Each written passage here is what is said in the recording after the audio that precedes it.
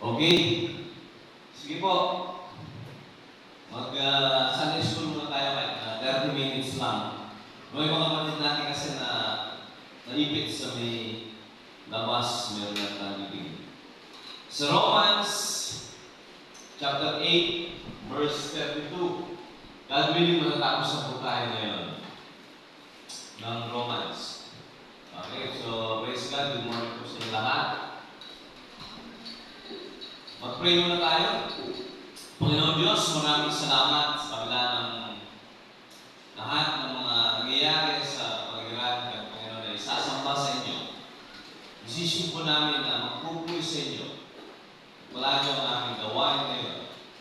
Ang aming magbubulay-bulay, pag-aaral sa mga salita. Buksan niyo ang aming puso. Kapangyarihan ng Banal na Espiritu ang siyang maghari sa amin. Desire in His name. Amen. Okay.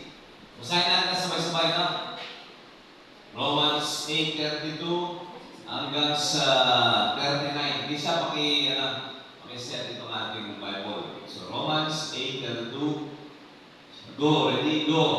Siya na hindi pinagkait ang kanyang sariling anak, hindi binigay dahil sa ating lahat. Bakit hindi naman ibibigay sa atin ng walang bayad ang lahat ng mga bagay? Sino ang magsasakdal ng anuman laban sa mga hirang ng Diyos? Tayo po yun. Ang Diyos ay ang umaaring ganap. Sino ang ahatol? Si Kristo Jesus na namatay? Oo, yung nabuhay na muli sa mga patay. Na siya nasa kanan ng Diyos, na siya namang namamagitan dahil sa atin. Sa English po, nananalangin para sa atin. Sino ang maghihiwalay sa atin sa pag-ibig ni Kristo? Ang kapighatian? O ang kahapisan? O ang pag-uusig? O ang kagutom? O ang kahubaran? O ang panganib? O ang taba? Gaya na susulat, dahil sa iyo kami pinapatay sa buong araw. Kami ay nabilang na parang mga tupa sa patayan. Hindi. Kundi sa lahat ng mga bagay na ito, tayo higit pa sa mapagtagumpay sa pamamagitan niya o sa atin na umibig. Sapagkat ako'y naniniwalang lubos na kahit ang kamatayan man, kahit ang buhay, kahit ang mga anghel, kahit ang mga pamunuan, kahit ang mga bagay na kasalukuyan, kahit ang mga bagay na darating, kahit ang mga kapangyarihan, kahit ang kataasan, kahit ang kababaan, kahit ang alinmang ibang nilalang, ay hindi makapaghiwalay sa atin sa pag-ibig ng Diyos na nasa kay Kristo Jesus na Panginoon natin. Nilahat na, no? Nilahat na. Wala daw pwedeng makapaghiwalay sa pag-ibig ng Diyos sa atin. Ganun niya tayo kamahal. Binigay niya kanyang sarili sa atin. Nung mapasa atin na siya, tayo mapasa kanya, wala nang hiwalay yan. Kaya, siya, asa na? Yung sa chapter, verse 1 muna, verse 1. Sinulang po yan, ganito ang pagkasimula niya eh. Ngayon wala na namang hatol sa mga nakay Kristo. So, sinulan yung chapter na wala ng hatol, tinapos niya doon sa binasa natin kanina, walang hiwalayan. Amen? Ano? Siya, balikan mo sa verse 32, verse by verse natin ngayon. Pagka nababasa niyo yung mga ganitong pangako ng Diyos, hindi mo makikita yan sa libutan. Sa salita ng Panginoon mo lang mababasa yan.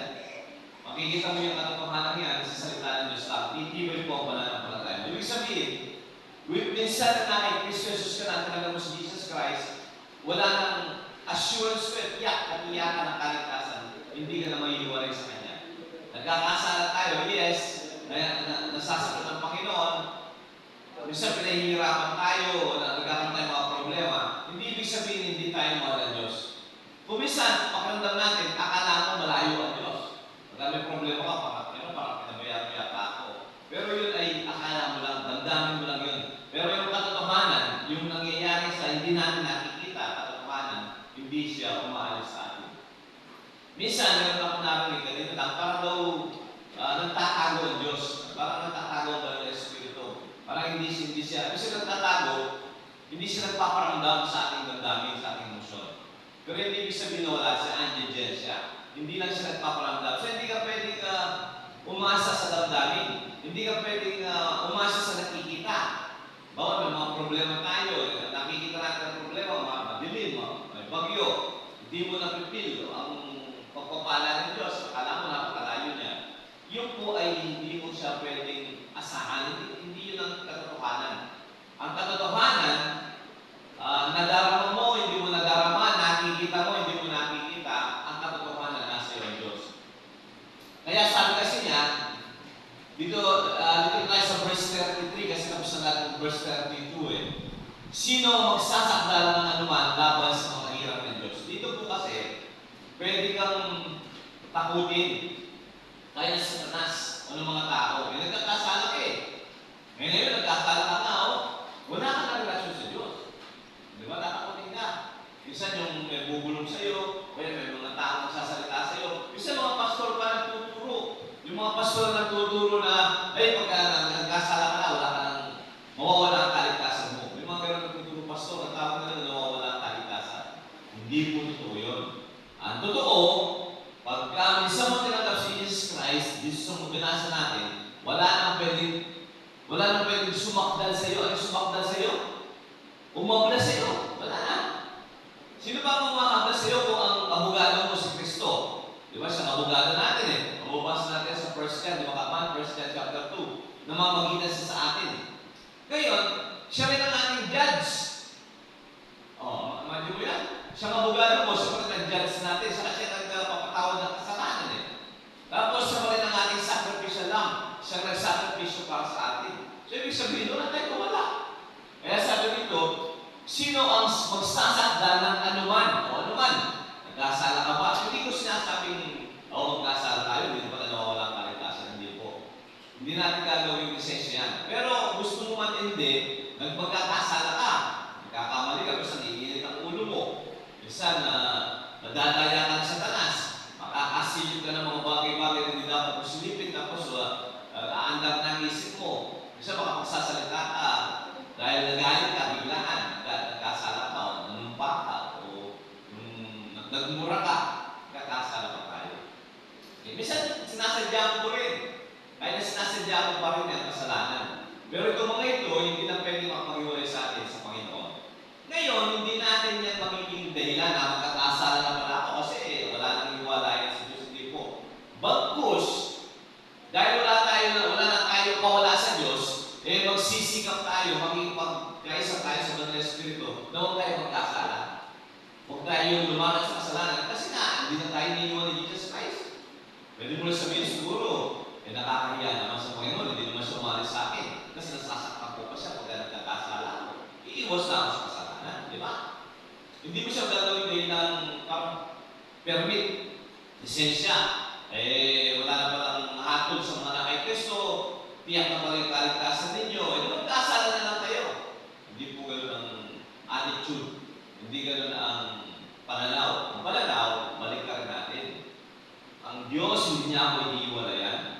Mahal ako ng Diyos, ibinigay niya kanyang sarili para sa akin. At ngayon, sinasamahan ka niya ako sa mga bagay na mahihirap ang buhay.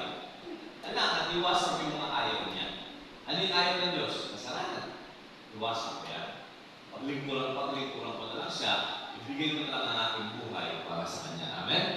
So yun po, yun ang magandang attitude dito sa binigay ng Diyos sa atin. Ano yung binigay ng Diyos? Wala nang anumang hatol. Kanina, nabasa natin sa chapter, verse 1. Ang mga nakay Kristo Jesus wala nang anumang hatol. Inulit dito yan, no? Sino magsasakdal ng anuman laban sa mga hirap ng Diyos? Wala na. Ibig sabihin po, ang kaso, tapos na yung kaso, hindi ka nalilitisin pa. Yung mga wala kay Kristo Jesus, nililitis yan. At sila ay, napahamak na sila actually. Sila ay judge na eh. Pagka wala kang Kristo sa puso, guilty ka na. Pero yung mga kay Kristo Jesus, wala nang guilt. Wala nang kaso. Tapos na yung kaso, wala nang hatol. Bakit? Kasi ang Diyos ang maharing ganap eh. Siya nagpapawalang sala. O nagkasala tayo, pero dahil nang palatay tayo sa Kanya, papawalan niya yung ating kasalanan. Ibig sabihin na pinapawalang sala, parang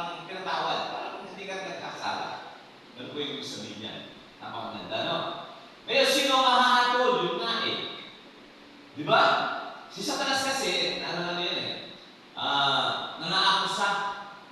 Ang nalabis rin ng Satanas, accuser. Bisa akusa, nangaakusa, o ito, kasalanan ka. Galit na ang Diyos sa'yo. Malayo na ang Diyos sa'yo. Ganun ang binubulong ni Satanas. Kasi tinatanggap yan. Hindi lang minsan kadalasan. Tinatanggapin ng mga Kristiyano. Kaya ang buhay nila malungkot. Yung mga ibang pastor na, tinuturo nila pagka nagkasala ka, mawawala ang kaligtasan mo eh. Mali po yun. Okay? Siyempre, may ibang tao, sa mga nakatis na nating reliyon, mawawala-wala. Pwede kang maligtas dahil gumagawa ka ng mabuti. Pag hindi ka na gumagawa ng mabuti, hindi ka naligtas.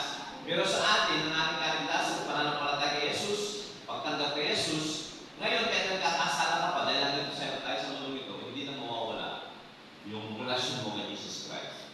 Sino ang mahatol? Si Jesus na namatay? O yung nabuhay, namaguli sa mga patay? Ay siya nasa kanan ng Diyos na siya namang namamagitan dahil sa atin. Ito yung napakanda nito, yung namamagitan. Ibig sabihin po, go in between sa ating abogado. Kaya pagka kinakasuhan tayo, nananahimik ka lang sa iyong bahay, tapos may pinadalang kaso sa iyo, nahabla ka ng kapitbahay mo. Sino ang pupuntahan mo yung mag-abogado ka? Sino ang ating abogado? Si Jesus Christ. Diba?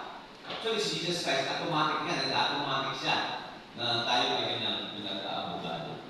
Isa buksan natin sa Ephesians 2, verse 5 and 6. Napakaganda nito. Kaya nga, ang mga Kristiyano po ay, Ephesians 2, ang mga Kristiyano sure na. Ito papakita sa inyo, no? Ephesians 2, verse 5 at saka 6. Okay? Tapos, may relasyon doon sa binasa natin kanina. Bagamat tayo mga patay dahil sa ating mga kasalanan, tayo binuhay na kalangit ni Kristo. Namatay tayo dahil sa ating kasalanan, pero binuhay tayo na muli kalangit ni Kristo. Okay? Basahin lang natin, sabay-sabay tayo. Verse 5 and 6. Sabay-sabay po tayo, no? 5 and 6. 1, 2, go. Bagamat tayo mga patay dahil sa ating mga kasalanan, tayo binuhay na kalangit ni Kristo. Sa pamamagitan ng biyaya ay naligtas. Verse 6. At tayo'y ibinamo ang kalangit niya at pinaupong kasama niya na sa kalangitan kay Kristo Jesus. Ito yung tinuturo ko lagi sa inyo. Hindi lang namatay si Kristo para sa atin, kundi tayo kasama niyang namatay. Hindi lang siya nabuhay na maguli para tayo iligtas niya, tayo kasama rin niya nabuhay na maguli. Hindi na sumakit siya sa langit. Si Jesus Christ po kasi nakaupo sa langit eh. Hindi lang siya nakaupo doon na nag-pray sa atin. Actually, spiritually speaking, ating espiritu, sinama nila tayo doon. Sa inyo po, no? Tayo'y ibinamo kalangit niya at pinaupong kasama niya. Yung salitang ibinangon, tapos na po ba yan o gagawin pa? Yung pinaupo, tapos na po ba yan o gagawin pa? Kaya sabi mo pinaupo, magkanaisip mo ata, parang manok eh, pinaupong manok. Yeah. Ang pinaupo po yan, ibig sabihin eh, tapos na yan, no? Nandun na tayo, pinaupo kasama niya sa sangkalangitan kay Kristo Jesus. Amen? Ito po ang napakagandang at katiyakan natin, mga kapatid. Pagka kinakasuhan kayo sa Satanas, binubulungan na kayo, pinapakita niya ang inyong pananampalataya, basahin niyo yan. Basahin niyo po yung mga yun. Verse 5, verse 6 ng Ephesians, tapos yung binasa natin kanina. Isa balik na natin sa Romans 8. Ito pong mga talatang ito, nagpapakita sa harapan ng Diyos tapos ka lahat kami. Amen? Kaya dumadapat tayo mga problema rito, mga kasawian sa buhay, pero sa harapan ng Diyos tapos na yan. Di ba, lagi ko sinasabi sa inyo, yung graph no, ba, dito yung finish line. Di ba, pinapakita yung graph galing dito. Pagka malayo ka, makikita mo, dire-diretso lang siya. At doon na siya, no? Pero pagka lumapit ka, yung graph, bumababa siya gano'n, no? Aakyat, tapos bababa, aakyat, bababa, tapos aakyat, bababa, pero hanggang sa darating siya doon. Sa matapitan, makikita mo yung mga downfalls, yung mga pagbaba. Pero pagka malayo ka, yung graph, makikita mo, diretso lang yun. Sa harapan Pero sa experience natin sa pang-araw-araw, nadadapa tayo, nagkakamali tayo, nanghihina tayo, tinitira tayo sa taas, minsan nagkakasala tayo bumababa. Pero sa harapan ng Diyos, eventually, tapos ando na tayo. Amen? Perfect po yan sa harapan ng Diyos. Okay? Sino ang magsasakdal na lumalabas sa mga hirang ng Diyos? Ang Diyos ay ang maaaring dala. Sino ang mahahatol? Imagine mo yan, halimbawa, may kaso ka. Tapos, kuya mo ang abogado mo. Tapos, ang judge ay tatay mo. Malakas ka ba? Tapos, yung kapatid mo ay binayaran pa yung kasalanan mo. Yung abogado mo sa pangalang bayan. Hindi ka makapagbayad. Nakakulong siya para sa iyo. Yun ang ginawa ni Jesus Christ. Sila nating abogado, binayaran niya pa ang ating kasalanan, tapos ang judge sa ama. Sige nga, tanong, sino ang mahatol? Sige nga. Sa talas, pwede mo magkulan. Sino ang mahatol? Ang problema ng mga Kristiyano, tayo nahatulan natin sa sarili. Yun ang problema. Pag hinahatulan mo sa sarili mo, kahit nasa Panginoon, wala na natin. Ikaw naman, gusto mo, hinahatulan mo sa sarili mo. Wala ka problema ka. Ang nahatulan yung ating old nature, no? Yung nga sasabi ko, yung old nature rin, walang kwenta yun eh. Yung dating ikaw, yung makalaman, huwag mo nang asahan yun. Pero ikaw ay new creation na. New creation ka. Sarapan ng Diyos, bago ka. Wala nang hatol. Amen? Sino ang nahatol? Kaya kung di ko natin alam ang mga tulong yan, magugulo tayo. Mabubuhay mo tayo ng itong guilty feelings. Pagkalaki kang guilty, feeling mo guilty ka ng guilty. Si Satanas, sasalakayin ka niya. Si Satanas, paglalaroin niya ang iyong damdamin.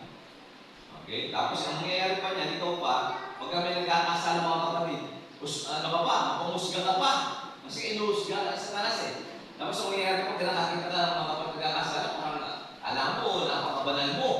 Kasusga mo yung mga kapatid. Yan po ang nangyayari pag hindi mo alam ang ginawa ng Diyos sa atin. Pero pag pinalaya ka ng Panginoon Diyos sa mga kanyang pamusga, guilty, kasalanan, payapa ka. Okay? Payapa ka. Gusto mo ka nagkakasala, yes, nalulungkot ka rin, pero hindi ka mapamusga. Kasi alam mo, galing ka rin doon. Okay? Tapusin na natin, no? Napapasubo lang ako, masarap kasing pag-usapan ito. Sino ang mahatol? Si Kristo na namatay? Oo, yung nabuhay na magmuli sa mga patay na siya nasa kanan ng Diyos, na siya namang namamagitan sa atin. Imagine mo, ang trabaho ng Panginoon Jesus para sa atin. No? Diba, nasa kanan siya ng Diyos Ama at pinaupo tayo kasama niya noon at namamagitan siya sa atin ngayon. Active ang Diyos, ha?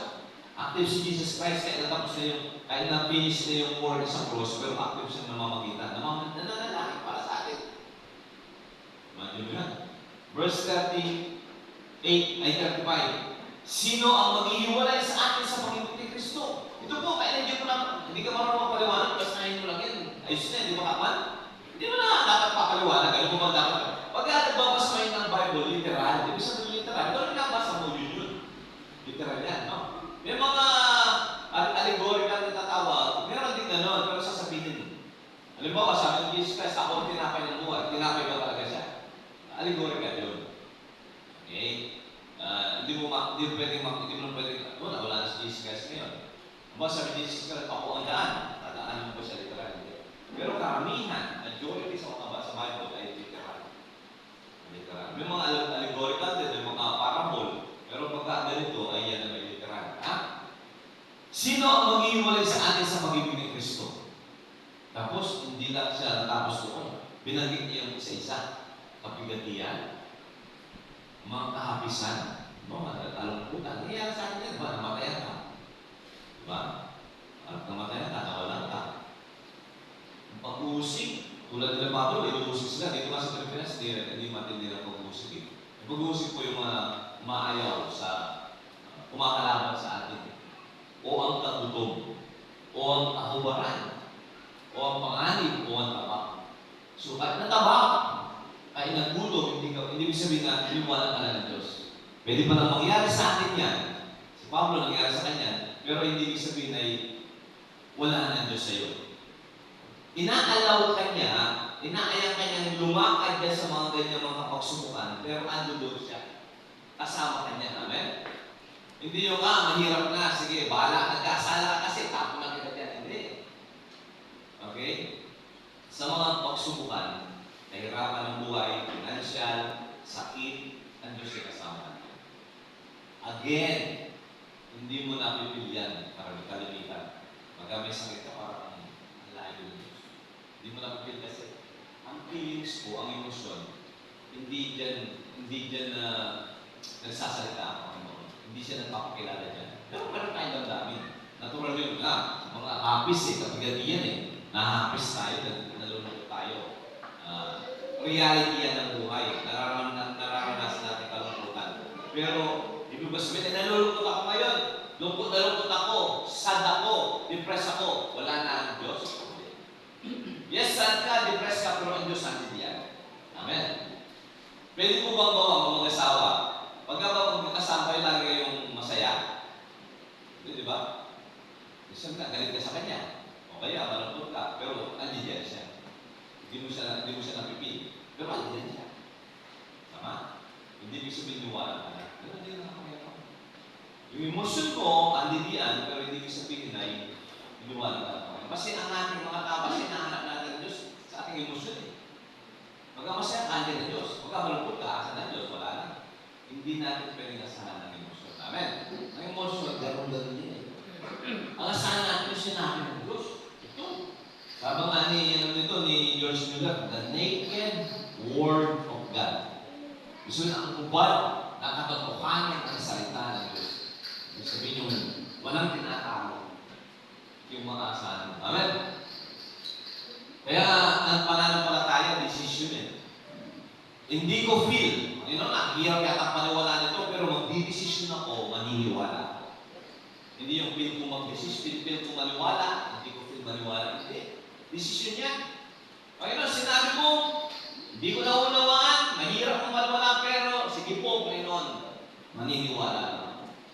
Yun ang faith. Amen? Yun ang faith. Gaya nasusulat, dahil sa iyo kami pinapatay sa buong araw. Yun ang experience ni Pablo. Totoo po yun, mababasa mo karanasan ni Pablo, nagbabasa kayo ng Acts. Minsan, mga nangyari sa isang lugar. Bubugbugin siya. Gusto naman, bubugbug sa niya, makakapwa-audio niya. Bubugbugin siya. Minsan, ipangubos siya ng mga salbayang tao. Magmamatay-matayin siya. Tapos, mamaya-maya po, dadapatin siya ng mga kapatid. Tapos, lilip naman sa lugar, mga akar, gagawin na naman siya. Okay? Ibig sabihin, talagang nararanasan yung literal. At eventually, pinatay siya. Ayon sa history. Hindi na nasulat sa Bible, pero ayon sa mga historian, si Pablo ay either pinutulan ng ulo. Okay, pinutulan siya ng ulo. Kami ay nabilang na parang mga tupa sa patayan. Yung mga tupa po, diba, yung mga kambing, no? Doon sa palengke, meron kayong nakita kambing niya, kayong mga manok na nakatali. Ano ang destiny? Anong kapalaran ng manok na yun? Kamatayan, di ba? Kamatayan na yan eh. Kasi, bibili na yan. Tapos, magantay na lang yan ng oras ng mamatay. Parang ganun doon si Pablo. Kami ay nabilang na parang mga tupa sa patayan. Pero nasa slaughterhouse ka na. Wala ka sa pulong maganda. So, yun ang buhay niya. Pero, ang sabi niya, hindi yan makapaghihiwalay sa pag-ibig ng Diyos sa amin o sa atin. Kundi, sa lahat ng mga bagay na ito, ay higit pa sa mga pagpapagtagumpay sa pamagitan niya o sa ating bibig. Ang tanong ko nga, paano magtatagumpay, Pablo? Paano sinabi mo magtatagumpay ka o higit pa sa mga pagtagumpay? Pinatay ka. Kapag nasabi na tagumpay ka, pinatay ka. Alam niyo po, ang kamatay sa atin kasi, ano lang yan eh. Di ba? Parang natulog ka na, tapos bubuhay ka magulit.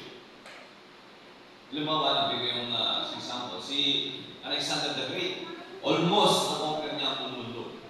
Eh, namatay din siya, tama? Asa ang kaluluwa niya ngayon? Si Christian, sa Pierre. Si Pablo, nangaral, pinatay siya. Asa ang kaluluwa ni Pablo ngayon?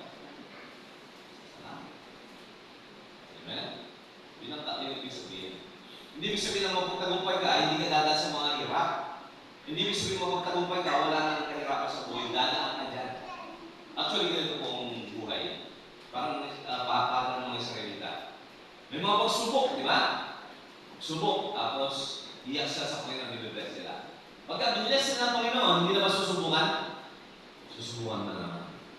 Parang grade 1, grade 2, di ba? Iba yung exam sa grade 1, iba yung exam sa grade 2. Tapos pagka grade 3 ka na ba, wala na exam? Grade 4, lagi may exam. Pero pagkas, ang problema, may kung bagsak ka ng bagsak ng exam. Grade 1 ka pa lang, bagsak ka ng bagsak. Pwede ka bang umulit sa grade 1 pag bagsak ka? Sino po yung palaging grade 1 dito? Pagka mahirap eh. Pagka mahirap, minsan babalik. Minsan dalawang beses babalik. Yung mga classmate kami noon, talagang matatanda na. Eh kasi naman yun, papasok na yun pagka-opening ng klase. Tapos hindi mo makikita. Tapos the enrollment next year. Nakita mo siya, iniwala mo na. Ando na naman siya sa kung grade 3 yun. Nandun naman siya sa grade 3. Tapos grade 3 na naman, ikaw grade 4 ka na. Eh kasi paano, papasok na siya sa parang na-excite lang siya, opening. Tapos after a month, hindi na siya papasok. Tapos siguro sa next year, papaluwi siya ng nanay niya, hindi siya magpapa-enroll. Saan siya magpapa-enroll? Kung saan siya nagsimula, di ba? So hindi siya pumapasa. Marami mga kasi ganyan eh. Bakit siya lumabas? Bakit siya hindi nagpatuloy? Baka nag-exam. Nag-exam pala dito. Hindi siya uuwi. Ano siya ha? Hindi na siya mag-aaral, uuwi na siya. Eh kaso, bagsak siya. Eh next year, may opening na naman ng klase. Siya magpapa-enroll siya. Saan siya magpupulutin? Doon sa pinanggalingan niya, di ba? Tapos exam na naman. Ito na naman ang exam na to. Hindi, cycle yun. Eh mga Kristiyano, pag kami mga pagsubok, una magpatulong tayo sa Panginoon. Mag-review tayo. Kung tayo mag-review para pumasa ka? Sa school ka lang, mag-review ka para pumasa. Ito, magsalita ng Panginoon. Kasi susubukan tayo. Ang mga salita nila, pastor, napakaganda ng message mo, napakaganda ng talata ng Panginoon. Hindi pa tapos yun. Paglabas natin ngayon, susubukan tayo na. Pagka nasubok ka naman yan, yun na yung realidad ng buhay mo. Amen? Ibig sabihin, kabahagi na ng sistema mo yung salita ng Diyos. Kasi nasubok ka na eh. Kung baga siya, ikinintalas sa katauhan mo sa sistema mo ang salita ng Panginoon. Ngayon, nasubukan. Ngayon, di pumasak na yun. Grade 3 ka na. Eh, next enrollment, anong grade ka? Grade 4. Sa grade 4, may exam na naman yan. Mas mabigat na ng exam niya, di ba? Pero pagka nag-review ka, mapasa ka na, mapasa. Kapag-review ka lang, pagka may problema, huwag ka tatakbo. Ako, yan yung problema, takbuhan na. Ang problema nun, di tatakbo ka ka, no? Yan yung problema, no? Tatakbo ka ngayon, saan ka iikot? Sa problema. Tapos tatakbo ka na naman, saan ka iikot? Sa problema. Pagka ang problema mo yan, talagang iikot, alam mo lang, yung try mo lang. Diba? Opportunity yung mga problema mo yan para lumabas yung katas ng pananampalataya. And sa Merkules, meron kaming pinag-uusapan din maganda sa Merkules eh. Ano yung pagkain ng ating pananampalataya? Yung pagkain ng faith eh. Ano? Dalawa actually. Salita ng Diyos at ang mga problema. Ano yung food? Ngayon kung hindi ka kumakain, kaya physical na paano ka pangihina. Ang pagkain ng ating pananampalataya, una salita ng Diyos at yung testing ng buhay. Kasi pag test ka na, ina-apply na ng Diyos ngayon ng Holy Spirit yung mga nalalaman mo. Kaya nga, sabi nga ni Pablo, ikaw ba ang paglilingkod mo ba ay yari sa kahoy? O yari sa bakal, ginto, pila? O yari sa dayami? Papadaan-daan dyan sa apoy. Ang iyong paglilingkod, hindi ikaw yung salvation mo. Ang iyong paglilingkod ay, tanong eh, ang paglilingkod mo ba yari sa dayami? Yari sa kahoy? Yari sa bakal? Yari sa silver o ginto o pilak ginto? Papadaan niyo sa apoy yan. Alin ang mawawala dyan? Yung dayami at kahoy. Ano yung dayami ka? Kasi mahina klase yan eh. Okay? So, kailangan ang ating faith ay bakal, pilak, o kaya ginto. Amen? Pagka dadaan man ang apoy, kapag subukan, nakatayo pa rin tayo. Ha? O paano ka magiging pilak?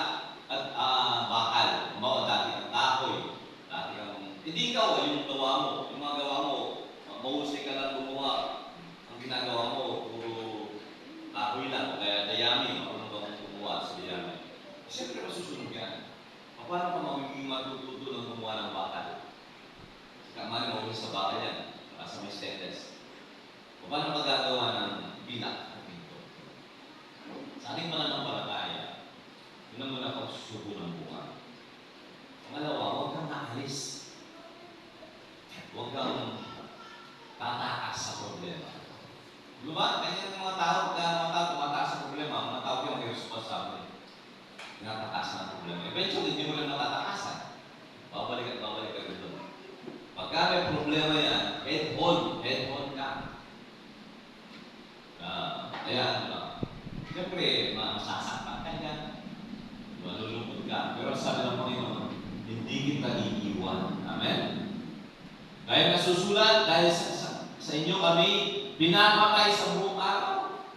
Si Pablo, ano pa sa kanya parang nagbibigay sa kanya ng confidence. O sabihin natin, pride. Yung mga pinagdaanan niya. Kasi po, lahat tayo mga kapatid, lahat tayo. Tatanda lahat tayo. Halimbawa, sabay-sabay tayong edad, no? Halimbawa, ang edad natin, 50 years old lahat tayo. Ngayon, naging 90 tayo, lahat sabay-sabay 90 years. Buhay pa tayo. Magkukwento tayo ngayon. Rojan, 50 years ago, o 60 years ago, anong mga dinaanan mo sa buhay? Okay? Baka wala kang kwento. Kasi tinatakas-takasan mo yung pagsubok.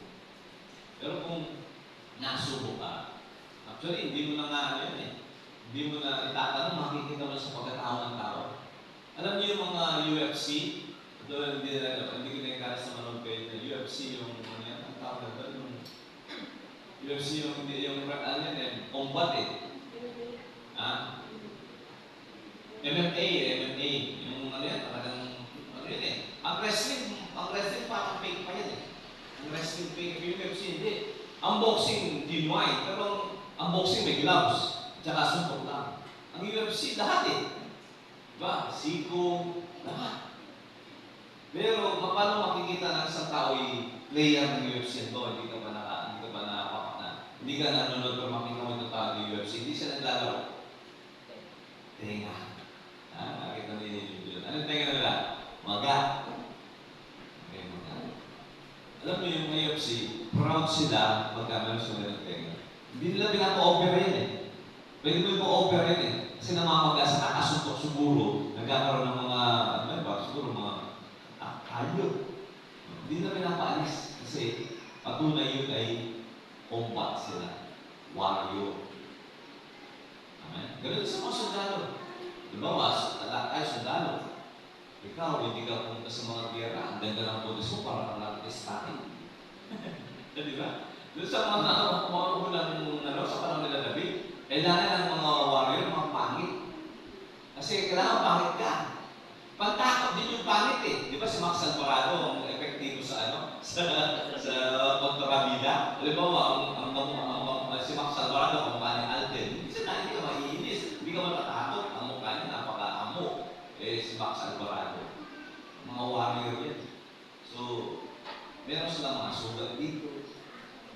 So, ang buhay natin, makikita mo kung ang tao ay dumaan sa Amen?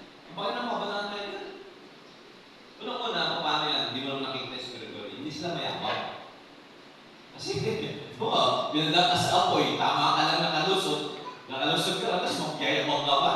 Alam mo naman sa biyaya ka lang ng Panginoon na nakalusot, tapos pagka nakalusot ka, nagyayabang ka. Diba? Hindi. Hindi ka pwede problema. Magkwento na ba tapos tapos na. Meron daw isang babae ng swimming pool, tingnan na laki. Sabi ng hari, walang tubig no, hindi walang tao sa swimming pool. Ang hari, naglagay siya ng mga buhaya. Buhaya! Sa swimming pool, maraming gutom na buhaya. Ngayon pinatawag niya yung mga lalaki. Sabi niya, kayo mga lalaki dyan, mga tatapay-tapay kayo dyan, punta kayo dito. Sabi niya, so, rela kayo dito, rela kayo. Kung sino ang makakatawid doon, sabi niya, meron siyang prize sa akin. Naka-rela sila niya, pero takot sila kasi mabubuhay doon na maraming buhay. Ang price, meron siyang milyon. Pangalawa, papasarap pa ang aking anak. Di ba? Magiging saldo kita, ganyan ka. Sabi, kasi kung takboy lang kayo eh. Ngayon may bigla daw tumalon. Ano niya? Nasa bilis ko mo eh. Agad doon. Pagtalit, sabi na iwasan yung mga buwan niya. Dahil palakpakan ng mga tao. Ngayon, nung makahawahan na siya, nag-business na, bibigyan na yung reward niya. Hindi, ayaw niya, sabi. Ayaw ko yan. Yun ang gusto ko. Ang hinahanap ko, sabi niya, sino nagtulak sa akin. Tinulak lang pala siya. Patayin ko yung nagtutumulak sa akin. So, ibig sabihin nito mga kapatid, hindi ka pwedeng magbebang. Amen? Kung tayo man ay pinagpapala ng Panginoon, una, baka hindi kayo i-bless ng Panginoon. Testing din ang blessing ang testing hindi lang puro kahirapan. May kahirapan may testing sa kahirapan, meron din testing sa pagpapala. Ano yung testing sa pagpapala? Yung ikaw ay magmayabang. Di ba yung example ko nung last Sunday, sabi ko, si Kapmani ngayon, meron siyang 10 million. Sabi ko ngayon, di ba? Tapos magpaparibaan sa sinay ka. Siyempre, hindi na sabi, manalangin ka muna anak. Hindi na sasabing manalangin ka, di ba? Pagka manalangin ka, 10 million ka. So, usually, maganda, minsan nagkukulang talaga tayo para manalangin. Ngayon, kung may pera ka man, gawin mo pa rin yung sa anak mo. Anak, manalangin ka muna. Ba't lagi ka sa akin nahin? Ba't ako ba ang Diyos? Pagka meron kang pera na alam mo na gawin ng pera mo, yung 10 million na 10, hindi pang pariban ito. Kung gusto mo magpariban, yung pagtrabahuin mo. Kasi, ang ganong attitude ay pasado kung meron kang kayamanan. Amin po ba? Kasi pag ngayon pa kasi, nakakasira yung kayamanan. Hindi na sila sasamba. Halimbawa, kayo po, sabi ko na lagi sasabi ko, meron na kayong pera dito, baka hindi na kayo sasamba. Bakit kayo sasamba? Maya-maya matatapos ang riban mo. Diba? Naka-schedule ka, kaya naka-flight ka, pabuk ka. Diba? Si Sister Evelyn, Pastor, di mo na makakasambag bukas kasi hindi pa ako sa Boracay. Diba? Hindi ko alam kung paano ubus yung pera ko. So, kapag meron, yung pera, yung blessing ay naging, naging downfall mo. Hindi ka nang tagumpay. Amen? Pero, bis na, pag wala kang pera, talaga sasama. Yung iba naman, pag walang pera, malulungkot na rin. Yung mga pinagpapala, baka ako sasama. So, lahat po yan ay maging testing, no? Testing yung mga kahirapan, testing yung nasa taas tayo. Kaya mag-iingat tayo. Hindi tayo pinagpapala ng Panginoon para lamang tayo magpasarap. Diba? Hindi ka papalain ng Panginoon, bibigyan ka lang sa sakyan para mag-labi-labi ka lang. Hindi. Magagamit yan, yes, sa business mo, sa family mo, pero magagamit yan sa Panginoon, sa Panginoon. Diba mo ba? So, tapusin na natin, no? Sabi ni Pablo, hindi, wala makapag-iwalay. Ang binanggit ni Pablo, puro negative, panganib, tabak. Okay? Pero dito may binanggit siyang positive. Verse 30, 8 and 39. Sapagkat ako'y naniniwalang lubos na kahit ang kamatayan, negative, kahit ang buhay, positive. Okay? Kahit ang mga anghel, positive. Anghel yan, yung mga anghel ng Diyos yan. Kahit ang mga panguluan, ito naman ay baka negative ito, mga evil and fire. Kahit ang mga bagay ng kasalukuyan, pwede yung positive yan. Kahit ang mga bagay na darating, kahit ang mga kapangyarihan, yung mga umusig, alam mo, yung basang China, ayaw na sa Christianity. Okay, umusigin tayo. Kahit ang kataasan, positive. Kahit ang kababaan, kahit ang kalimang ibang nilalang, positive or negative, good or bad, hindi makapaghihiwalay sa atin sa pag-ibig ng Diyos. Bakit? Sabagat ang pag-ibig niya ito ay na kay Kristo Jesus. Walang pwedeng bumaklas niya ang pag-ibig niya. Amen po ba? Napakabuti ng Diyos. So mga kapatid, yun po yung ating natapos na, tama-tama, alas 10, yung Romans, tapos na tayo. Basahin niyo mo rin yan. Pagulayan niyo. Romans 8, parang review sa inyo sarili. Lalakasin niyo na.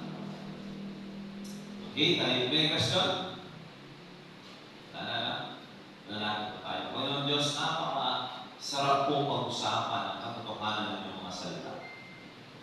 kapangyarihan ng Banal na Espiritu, umaasa kami, Panginoon, na palakasin ninyo, ikintan ninyo sa puso namin ang mga prinsipyo, katotohanan na namin nabasa dito sa Romans 8. Kami sumasamba sa inyo na tackle namin for how many Sundays ang Romans 8. Pinupuri kayo namin at nasasalamatan, Panginoon. Dalangin ko po, ipaalala nyo sa amin. Hindi ito kunin niya sa tanas, hindi kunin sa tanas sa aming mga puso kasi ng mga napag-aralan namin. Ngunit Panginoon, dito pa ito'y maging binhi na tutubo sa lupang makaba ng aming puso. At ito'y lalaki magbubunga ng matibay na pananampalataya at pagtitiwala sa inyo, pagsunod sa inyo sa panahon ng may pagpapala o sa panahon ng mga kahirapan, magtatagumpay kami sa kami higit pa sa mga mapagtagumpay. Ngayon, salamat po sa inyong pag-ibig. Ito, sa inyong pag-ibig niyo sa amin kay Kristo Jesus, wala na pwedeng bumaklas pa sa amin dito. Wala na, Panginoon Diyos. Nilahat na ninyo. Ganun niyo po kami kamahal, ganun nakapangyarihan ang pag-ibig niyo sa amin. Lahat ng mga temporary na nakikita namin, nangyayari sa amin ngayon, hindi namin gusto, hindi ito pwedeng magpahiwalay. Makapaghiwalay sa pag-ibig niyo sa amin. Kaya Panginoon, maniniwala kami. We choose to believe. We decide to believe sa pangako ninyo na mangyayari ito sa amin. This I pray in Jesus' name. Amen. Amen. Praise God. Praise God. Okay.